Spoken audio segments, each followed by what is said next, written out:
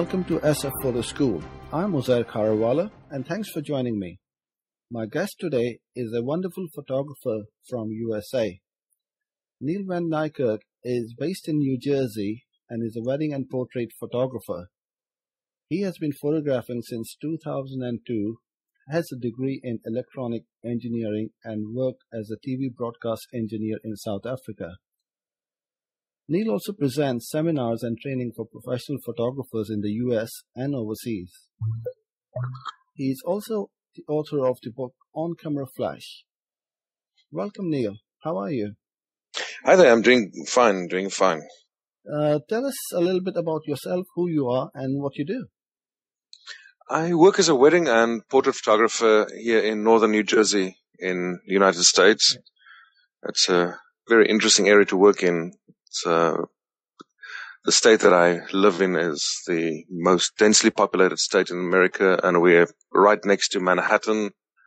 And it's a high-income area, and we're right next to another state, Connecticut, that has the second or the highest per capita income in the United States. So it's a very strong market to be in, but it's also extremely competitive for that.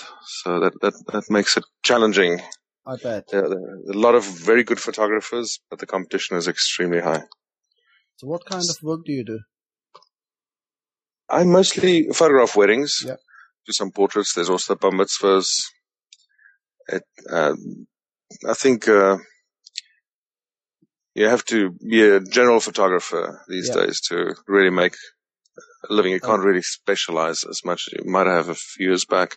Yeah. And then I also present workshops on photography, and I maintain a website for photographers. Yeah. And then I have a book that I wrote on flash photography. Sure.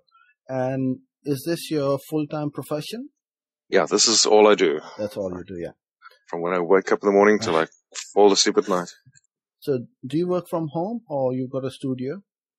I have a home office, but also now share office space in Manhattan because I'm trying to get more into the Manhattan market. Yeah. And it's a work from home because at this point it's just, with the economy having taken a bit of a dip, it's difficult justifying the additional expense of an office. You know, the extra overhead. It would mean an increase in prices, and it just pushes into a different bracket. Yeah. And do you work yourself, or do you have other people working for you in your business as well? I have an assistant that I share with another photographer. We timeshare the assistant, which works well for us. Yeah. Can keep her busy. And then whenever I need a second photographer, there's a group of photographers that I network with, and we second shoot for each other. Sure, yeah. That's very important, especially in an emergency. Yeah, and it gives you a reliable source of photographers to work with, because even though the market is flooded with photographers, strangely enough, it is difficult to find a really good photographer. Sure. So what kind of camera do you use? At this moment, I'm working with a Nikon system, and it's based around two D3 bodies. Yeah. All the f2.8 lenses and all the prime lenses. Prime, yeah. And I switched back to Nikon from Canon about a year and a half ago. Okay. And I shot with Canon for 4 years, and before that I shot with Nikon. So I flip-flop depending on which gives me the best quality. So which is your favorite lens these days? Oh, I just got the new Nikon 70-200 f2.8, the version 2 of the lens, and it's phenomenal. It is sharpest lens I've had. Really incredible. It is. It's a very beautiful lens, absolutely. And what kind of prime lenses do you shoot with? The prime lenses that I use mostly, it would be the 85 1.4. You know, when you need that shallow depth of field, you just have everything. There's no background. It just all blends away. Then 85 1.4 is beautiful. Yeah. So do you have any particular lenses which you use at weddings or at portraits, or it's a mixture of lenses do you do? I work with two bodies, one over each shoulder, and the one body will have the 24-70 2.8, and the one has a 70-200, and with that I shoot 95% of the wedding. I switch out for the 85 1.4 at times with details or with a few portraits. Yeah. And then I sometimes switch out for the 14-24 if I need scene setter shots, and sometimes use the macro for detail. But with those two lenses, I can cover a wedding completely. And how long have you been photographing weddings? I've been photographing weddings professionally in this country for about 8 years now. I believe you're an expert on camera flash, what will you prefer more, video light, flash, or ambient light? I use a combination of everything, and when I use flash, it's usually in relation to ambient light. I use the flash to sweeten the light, rather than just being the main source of light, except for, portraits or indoor formals. Yeah. But mostly it's just flash to augment the available light and just really give the cleanest light that I can. So I don't really subscribe to a specific style of photography there. You get the purist photojournalistic approach where you don't add flash. It's just all natural as it is. I don't subscribe to that view. It's whatever I can do to make it look good. Yeah, absolutely. And I personally believe flash is one of the most creative tools for a photographer, and it's quite important to balance the flash and ambient light to give a natural looking image. What would be your tips on how to balance the flash and the ambient light?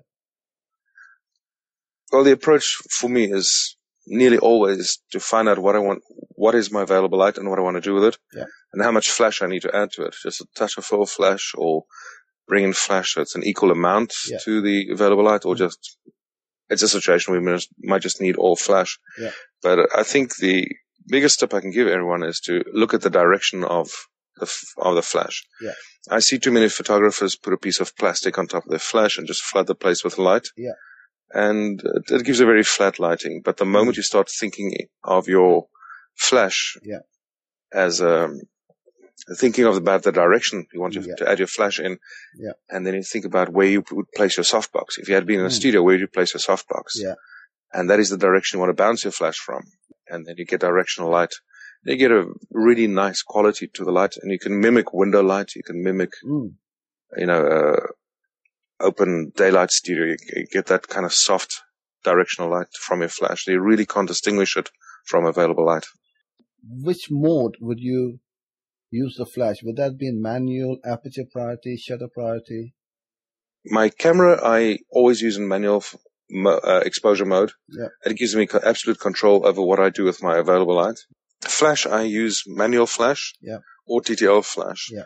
And the distinction is usually if my light is in a specific distance, at a specific distance in relation to my subject, then then it's much easier in manual flash because nothing changes. Absolutely, but the moment that I work with an on-camera flash, where I move around and the distance changes, I can change the aperture and ISO. It's just far easier to use TTL flash because then the technology starts getting me closer to where I want to be with the correct exposure.